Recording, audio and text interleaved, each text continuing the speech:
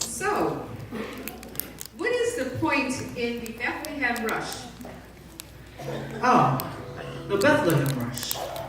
It's a Christian perspective on a person or people who are paralyzed by hopelessness. When the Christ is born, people rush to be seen with him.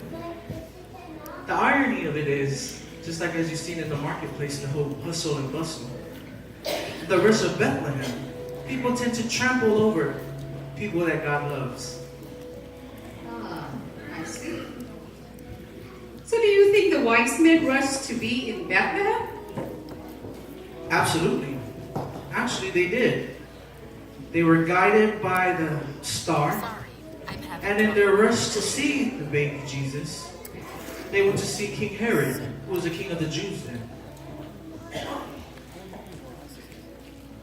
Okay, so the wise men will lead us into the second half of the play.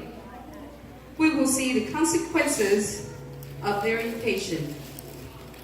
Ya ulit atone mo ese faso mai nai choi ina mas tuwa lang talo.